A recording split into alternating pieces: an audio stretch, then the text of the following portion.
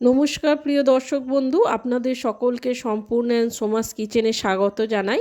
তা আজকে আমি আপনাদের বাড়িতেই খুব সহজে দোকানের মতো পারফেক্ট টমেটো সস বানিয়ে দেখাবো। তো তার জন্য এখানে আমি 1.5 কিলো টমেটো ভালো করে ধুয়ে জল ঝরিয়ে নিয়েছি। নিয়ে সেগুলোকে টুকরো করে এরকম টুকরো করে কেটে নিয়েছি।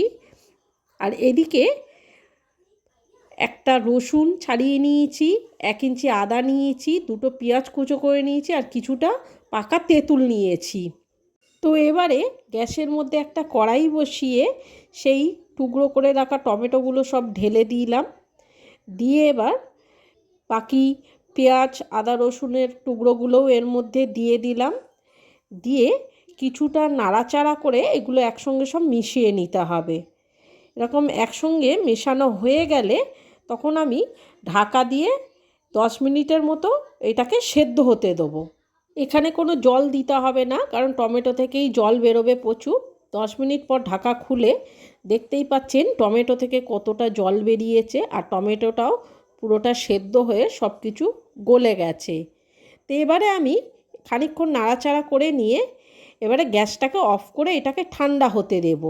এগুলো ঠান্ডা হয়ে গেলে এই রকম যখন ঠান্ডা হয়ে যাবে তখন এগুলোকে একটা মিক্সির জারের মধ্যে নিয়ে আমাকে টমেটোটার একটা পেস্ট বানিয়ে নিতে হবে।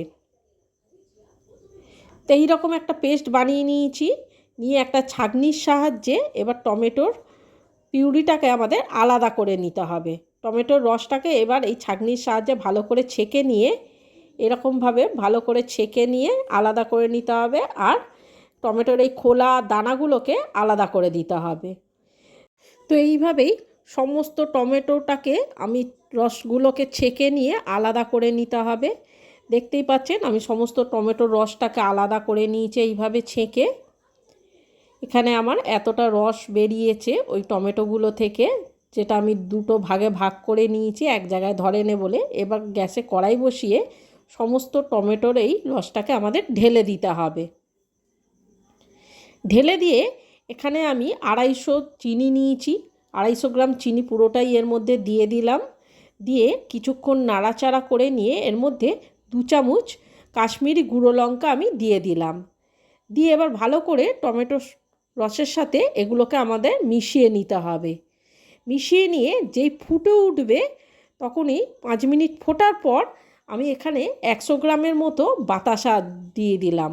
এতে টমেটো সসের কালারটাও যেমন দোকানের মতো আসবে, তেমন টেস্টটাও খুব সুন্দর হবে। এবার এতে আমি 1 কাপ পরিমাণ ভিনিগার অ্যাড করে দিলাম। ভিনিগারটা অ্যাড করে দিয়ে কিছুক্ষণ একটু নাড়াচাড়া করে নিয়ে এতে আবার আমি 1/2 চামচের মতো নুন দিয়ে দিলাম। দিয়ে এবার ভালো করে এটাকে মিশিয়ে নিয়ে এটাকে আমাকে আরও 10 মিনিট ফোটাতে হবে। 10 মিনিট ধরে ভালো করে ফোটানোর পর যখন দেখবেন ফুটতে ফুটতে সসটা অনেকটাই ঘন হয়ে আসছে, খুন্তির সাহায্যে দেখবেন এরকম সসটা খুব গাঢ় হয়ে আসছে, তখনই একটা প্লেট নিয়ে এখানে কিছুটা সস ওই প্লেটের মধ্যে দিয়ে দিলাম। দিয়ে কাত করলে দেখবেন সসটা খুব তাড়াতাড়ি না পড়ে, যখনই দেখবেন এরকম ধীরে ধীরে ধীরে ধীরে সসটা গড়াচ্ছে তখনই বুঝবেন সসটা হয়ে গেছে। তো তখন কিছুটা ফের এইরকম নাড়াচাড়া করে নিয়ে আমি গ্যাসটাকে অফ করে দিতে হবে। গ্যাসটা অফ করে দিলাম আমি। দিয়ে এবার সসটাকে আমাকে ঠান্ডা করে নিতে হবে। তা ঠান্ডা হয়ে যাওয়ার পর দেখুন এখানে সসের কালারটাও কত সুন্দর এসেছে, একেবারে দোকানের মতো পারফেক্ট কালার এসেছে, ঘনত্বটাও ঠিক সেই রকমই এসেছে। আর একটা চামচের সাহায্যে আমি যে জারে রাখবো সেই জারে আমি এগুলোকে ভরে নেব। তো বন্ধুরা, আপনাদের যদি আমার এই রেসিপিটি ভালো লেগে থাকে তাহলে অবশ্যই আমার চ্যানেলটি সাবস্ক্রাইব করে একটা লাইক দিয়ে আমার পাশে থাকবেন। আর অবশ্যই কমেন্ট করে জানাবেন আপনাদের এই রেসিপিটি কেমন লাগলো। তো বাজারে তো এখন টমেটোর দাম খুবই কমে গেছে, তা আপনারাও এইভাবে টমেটো কিনে খুব সহজেই বাড়িতে দোকানের মতো সস বানিয়ে নিন। এটা আপাতত আপনারা 6 মাসের জন্য ফ্রিজে রিজার্ভ করে রাখতে পারেন, যেটা বাচ্চা থেকে বড় সকলেই খেতে খুব ভালোবাসে। দোকানে তো অনেক রকমেরই কেমিক্যাল ব্যবহার করে সস বানানো হয়, যেটা স্বাস্থ্যের পক্ষেও খুব হানিকারক। তা আপনারা এইভাবেই বাড়িতে দোকানের মতোই কোনো কেমিক্যাল ছাড়াই খুব সহজেই সসটা বানিয়ে আমাকে কমেন্ট করে জানান।